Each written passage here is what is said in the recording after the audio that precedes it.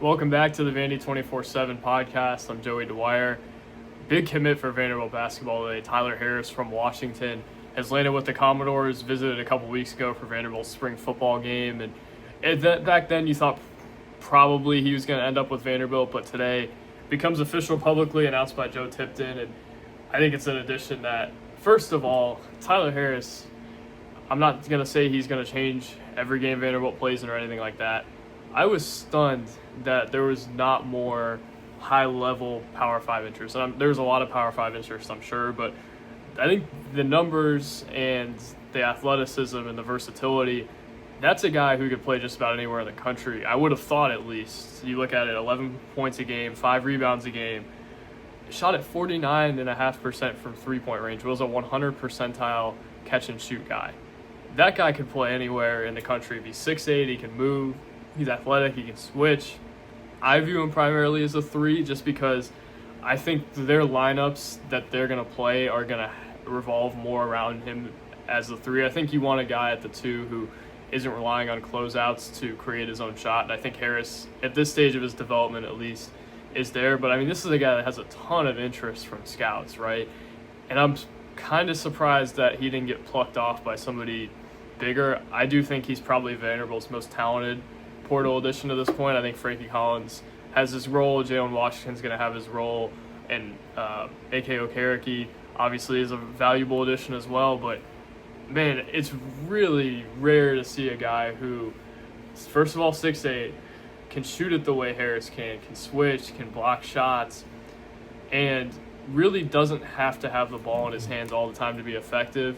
And it's not like he's dribbling it out every possession either. He's running off pin downs. He's running off 2 or 3 guys, and he's getting open. I think the catch-and-shoot potential here allows me to think that he could be a piece on just about any team in the country if it's the right fit, and I have no reason to believe that Vanderbilt's not the right fit. I think there's going to be some wait and see to see kind of how much he can actually get his own shot and be a creator for you off the bounce. But if Tyler Harris just is what he is at Washington, I think that's an awesome outcome. I mean, he's one of the better shooters in the country, and looking at the peripheral numbers, you kind of wonder, like, does that hold up as well as maybe you think it does just based off the Washington percentage?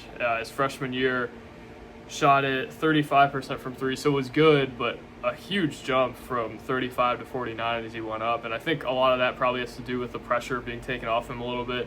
If you let him play that role, it kind of like the Tyler Nickel role, where you're kind of just running him off stuff and allowing him to shoot it, I think he can be an awesome player for you. And I also think he can be better than Nickel because I think he's a better defender. I think he's actually a better shooter than Nickel, which is kind of crazy to say at this stage. But, I mean, the numbers really have not lied throughout his career. He's got a high release. He can probably get it off against anybody.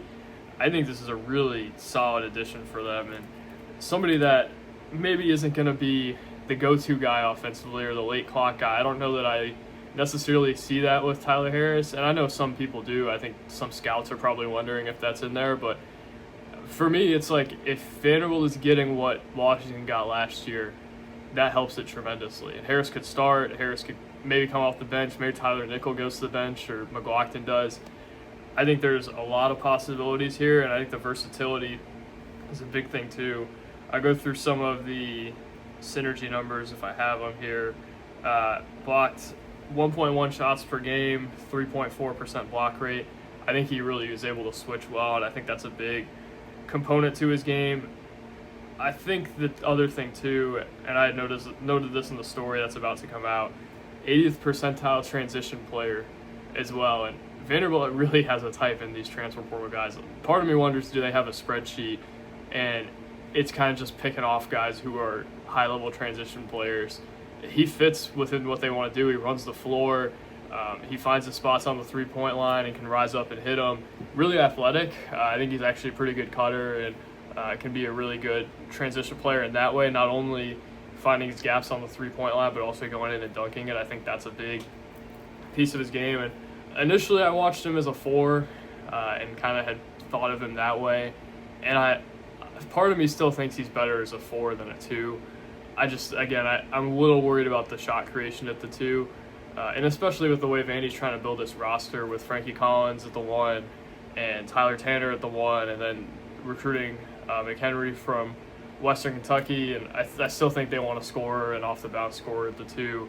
But assuming they get that, I think Tyler Harris could be a wonderful addition for them.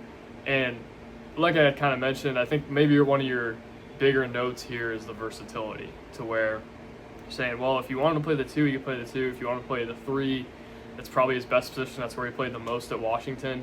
You want to play the 4, I don't hate it. I think Vanderbilt's going to have a roster to where they don't need that as much this year. I think last year he totally would have been a 4. I think he would have been a better 4 than Tyler Nickel was last year, just in terms of positional fit. But I think him and Nickel, with the way this roster's been built in terms of size, they now have the ability to really slide down and guard guys their own size. Tyler Nickel had mentioned to me, and I'm going to write a story about this probably at some point in the next couple of months. I'm trying to bank some stuff just so I have it throughout the summer. But he had mentioned to me how within their offense and their actions, there's more opportunity for the 3 to go get their own shot. I wonder if Harris kind of was given that pitch as well. And Mark Byington said, well, I guess he didn't say, but he told Tyler Nickel he wanted to get bigger as a whole. And if you have a 6'8" 3 or a 6'8" 2, I mean, that is a real indicator that you're going to have big guys on the rest of the roster. And maybe they get another scorer who's not quite as big and is more of an explosive off the bounce guy, and I think that would be really the completing piece to this team. But Tyler Harris, I think, adds a ton to it. I think that's a guy who the numbers are going to love all offseason, and I think will do a lot for them if they allow him to do what he does. And I'm not saying to put him in a box, right, because that's never, I don't think, a good strategy in college basketball. But if he's doing what he did at Washington, he's going to be an awesome player for them.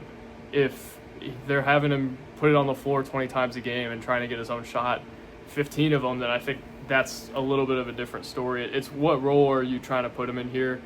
And I would guess, based off the way Vanderbilt is recruited, that they are aiming for the same role that I'm kind of imagining for him here. So really nice addition for Vanderbilt, and I think they had kind of expected this for a while. I don't think that it was done super close or until somewhat close to now, but the fact that they were able to seal this, I think, first of all, tells you about it was either a great eval that other people didn't pick up on, which I don't really understand how they wouldn't have, or they beat out some big dogs here.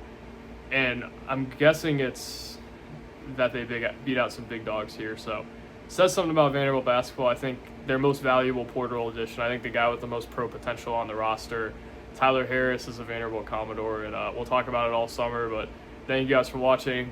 God bless, and we'll talk soon. Peace.